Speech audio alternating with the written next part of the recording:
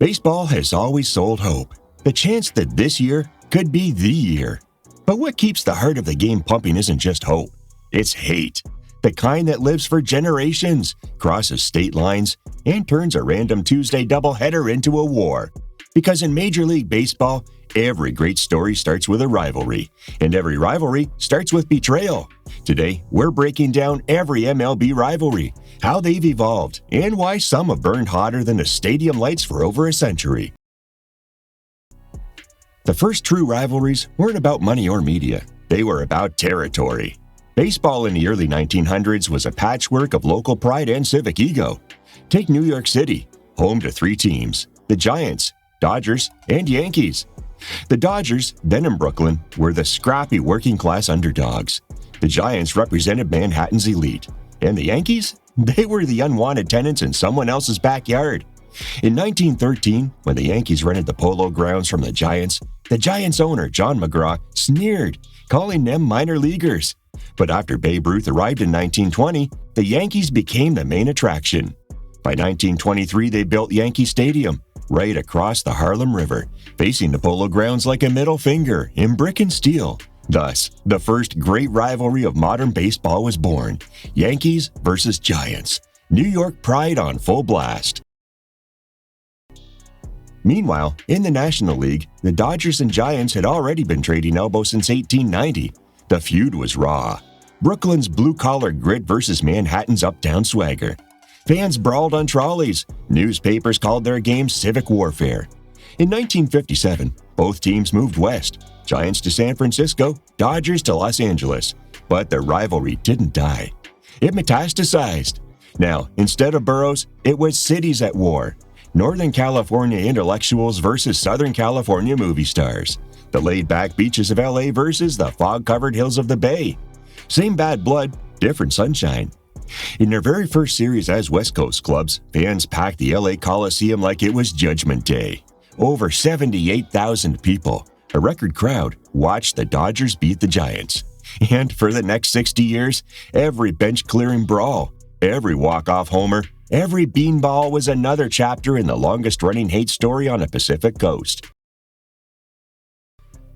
While New York and California battled for headlines, the Chicago Cubs and St. Louis Cardinals were quietly building the Heartland's most enduring feud.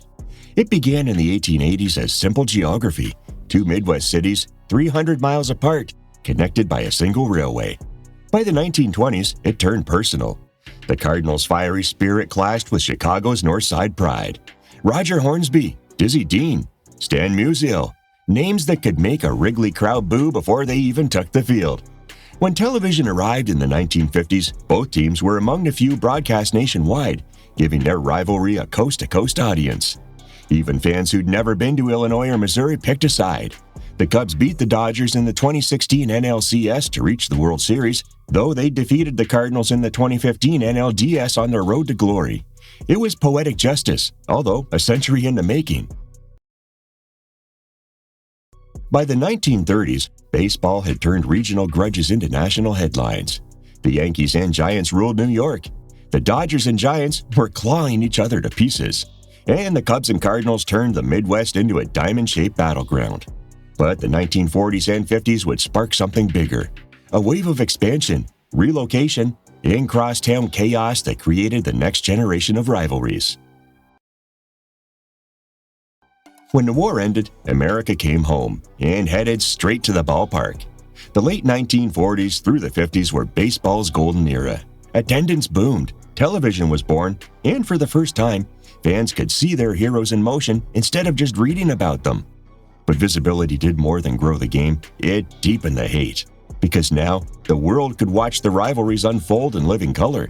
And no rivalry was brighter or bloodier than the Yankees and Dodgers.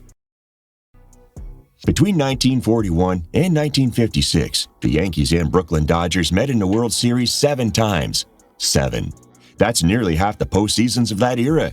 Every matchup was a morality play. The Yankees were the establishment: clean pinstripes, corporate swagger, and endless rings. The Dodgers were the people's team: scrappy, diverse, and desperate for redemption. Brooklyn called themselves "dem bums," but they fought like kings.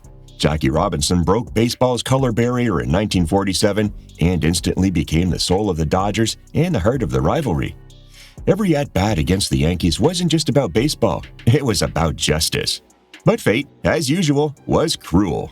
The Yankees won 6 of those 7 series. For Brooklyn, the heartbreak was generational. Grandfathers and grandsons crushed by the same swing.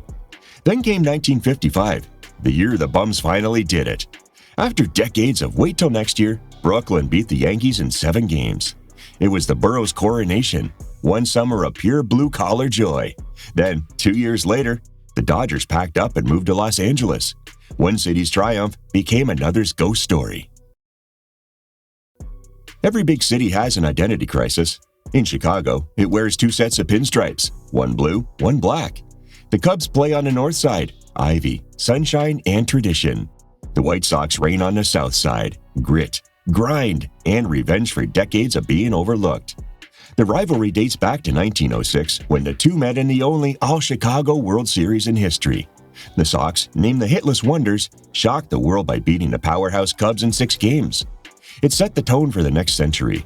The Sox as spoilers, the Cubs as sentimental favorites. When interleague play began in 1997, Chicago's Crosstown Classic became must-see TV. Fans didn't care about standings, only about bragging rights. In some neighborhoods, wearing the wrong hat could get you side-eyed at the corner bar. And yet, both fan bases share the same unspoken respect. No one outside Chicago really gets it. After the Giants and Dodgers left for California, New York felt emptier. Until 1962, when the Mets arrived. The new team was a spiritual mashup of Brooklyn grit and Polo Grounds nostalgia. At first, the Yankees barely noticed them. Then, in 2000, the two met in the World Series, a showdown that reignited a city's split identity. The Yankees won in 5 games, but the series was more than baseball. It was Wall Street versus the working class, Manhattan versus Queens, old money versus blue-collar chaos. Since then, the Subway Series has remained one of the most emotional matchups in the league. Every summer, when orange and blue clash with navy pinstripes, the ghosts of old New York fill the stands. When the Giants and Dodgers moved west, they created a ripple effect. By the 1960s, California had 4 MLB teams and every one of them wanted dominance. The A's and Giants developed the Bay Bridge Series, Oakland's rebellious energy versus San Francisco's sophistication. In 1989, they met in the World Series, a matchup overshadowed by the devastating Loma Prieta earthquake. The A's swept in 4, but the tragedy turned the series into something bigger, a symbol of unity amid chaos. Meanwhile, the Angels and Dodgers grew their own regional feud, Los Angeles Hollywood Flash versus Orange County's Suburban Pride. It's a less hatred and more sibling rivalry, but make no mistake, every Freeway Series game still carries the tension of turf. By the late 1970s, baseball had changed and its borders redrawn. Rivalries weren't just about geography anymore. They were about culture, money, and power. Free agency had also arrived. Players became celebrities. And rivalries, once fueled by geography, were now driven by ego. And as expansion teams rose and dynasties fell, the next wave of feuds was about to begin. Born not from location, but legacy. The feud between Boston and New York goes back to 1919, the year Babe Ruth was sold to the Yankees for $125,000. The Yankees got a legend. The Red Sox got an 86-year curse. From that moment, the rivalry became baseball's most iconic soap opera. Decades of heartbreak, collapses, and revenge games built a mythology that no marketing campaign could ever replicate. The 1970s gave us the Carlton Fisk home run, waving the ball fair in Game 6 of the 1975 World Series. The 1978 season gave us Bucky Dent, who hit the most hated home run in Boston history. And the 2000s, that's when things got biblical. In 2003, the Red Sox were 1 out away from the World Series when Aaron Boone launched a walk-off homer into the night. Yankee Stadium erupted. Boston's collective soul shattered. But then came 2004, the miracle. Down 3 games to none in the ALCS, the Red Sox did the impossible. They stormed back, won 4 straight, and swept the Cardinals for their first World Series title in 86 years. The rivalry flipped overnight. Boston's torment became triumph, and Yankee fans suddenly knew what humility tasted like. While the Yankees and Red Sox dominated headlines, the Atlanta Braves and New York Mets quietly built a rivalry based on pure aggravation. In the 1990s, the Braves were the king of the NL East, stacked with Greg Maddux, Tom Glavine, and Chipper Jones. The Mets, meanwhile, were the loud, scrappy underdogs trying to claw their way back to relevance. Every series felt personal. Chipper Jones even named his son Shea after Shea Stadium because, in his words, "I own that place." The insult became instant legend. By the 2000s, the rivalry flared again. The Mets' high-flying offense clashed with the Braves' stoic dominance. Every win came with shade. Every loss came with drama. And though the Braves have generally had the upper hand, no other NL East matchup packs as much history, tension, or Twitter trash talk as Brave versus Mets. Okay, if rivalries are built on betrayal, then Astros versus Yankees is the modern masterpiece. It's not even a century old, but it's as toxic as any in MLB history. In 2017, the Astros beat the Yankees in the ALCS. Then were exposed for a sign-stealing scandal that rocked baseball to its core. Camera feeds, trash cans, buzzers, the works. Fans called it cheating. The Astros called it innovation. MLB called it a crisis. Since then, every Astros-Yankee game has felt like a courtroom drama. Boos rain down. Fastballs fly high. Every swing carries the weight of unfinished business. In 2022, the Astros swept the Yankees again in the ALCS without trash cans this time, just to twist the knife. For decades, the Los Angeles Dodgers ruled the National League West like royalty. Then came a team from 2 hours south, smaller, flashier, and tired of being ignored, the San Diego Padres. For years, it felt like little brother versus big brother until 2020, when the Padres exploded onto the scene. Fernando Tatis Jr. flipped bats into orbit, Manny Machado talked back to legends, and Slam Diego became a rallying cry. The Dodgers beat them in the 2020 postseason and won the World Series, but the spark was lit. By 2022, the Padres finally flipped the script, knocking out the 111-win Dodgers in the NLDS. Rain poured, Petco Park shook, and Southern California got its first true civil war. Some rivalries never die, they just rebrand. From New York trolleys to California freeways, Giants-Dodgers is still baseball's original grudge match. The 2021 NLDS, their first postseason meeting in 131 years, felt like destiny. One pitch, one swing, one checked swing call later, Dodgers advance, Giants stew, and a century of tension keeps breathing. If Yankees-Red Sox is the feud America built, Blue Jays-Yankees is the one Canada refuses to let fade. It's the Empire versus the outsider, Wall Street swagger against Northern grit.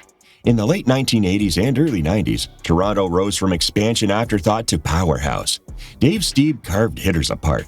George Bell jawed at everyone, and the Skydome's retractable roof became a national monument. The Jays toppled the Yankees for division crowns and then, in 1992 and 1993, went back-to-back as World Series champions. No other non-U.S. club has ever done it. The tension reignited in 2015 and 2016 when Jose Bautista's legendary bat flip sent a message heard from Buffalo to Bay Street. The Jays swagger, Josh Donaldson, Edwin Encarnacion, Bautista collided head-on with New York's stoic tradition. Every series felt like diplomacy with fastballs. Today, it's about economics as much as emotion. One of baseball's richest franchises versus one of its most beloved. Every time a Toronto hitter parks one in Yankee Stadium's short porch, the cross-border banner explodes online. Before the Blue Jays ruled the North, there were the Montreal Expos, baseball's bilingual dream and tragic hero. Founded in 1969, they battled the Mets, Phillies, and Pirates in the old NL East, building loyal enemies one heartbreak at a time. In 1981, the Expos reached the NLCS against the Dodgers. Game 5, Olympic Stadium, 2 outs in the ninth. Rick Monday hits a home run that silences Montreal. They still call it Blue Monday. Then came 1994, the year everything should have changed. The Expos had the best record in baseball, 74-40, when the players' strike wiped out the season. No playoffs, no redemption, and eventually, no team. By 2005, they'd become the Washington Nationals, but the rivalry spirit stayed frozen in time. Even today, when the Jays visit Montreal for spring exhibitions, the crowd still chants, "Let's go Expos!" Because rivalries don't need both teams alive to matter, they just need memory. In the 21st century, grudges have gone digital. Every bad ball becomes a meme, every post-game quote a tweet storm. Rivalries now live 24/7 on highlight reels, fan cams, and comment threads. When Bautista's bat flip hit YouTube, it logged millions of views in hours. When the Padres jawed at the Dodgers online, it wasn't ESPN that trended, it was TikTok. 100 years ago, rivalries lived in bar rooms. Today, they live on your phone. But the emotion? Same fire, different feed. So what makes a rivalry so powerful? It's not just the wins or losses, it's identity. Baseball rivalries are reflections of who we are, the city we live in, the values we hold, the kind of people we think we are. A Yankees fan sees the pinstripes and feels history. A Red Sox fan sees the same thing and feels heartburn. That's the point. Rivalries turn sports into something tribal, like an emotional shorthand for belonging. Scientists call it social identity theory. Fans call it loyalty. Whatever the team, the result is the same. Rivalries give meaning to the mundane. A Tuesday night in August suddenly matters because the opponent is them, the other guys, the villains, the ones who broke your heart in 03, or stole your pennant in 17, or celebrated on your mound. It's generational storytelling passed down from grandfathers to grandkids, from black and white box scores to digital highlight reels. Because deep down, baseball isn't just a game, it's a language, and rivalries are the dialects we use to shout our passion. There's a secret every team owner knows. Rivalries make money. TV networks love them. Merch tables thrive on them. A Yankees-Red Sox weekend can spike ratings higher than a playoff game. Ticket prices double, ad revenue triples, and suddenly, everyone's talking about the sport again.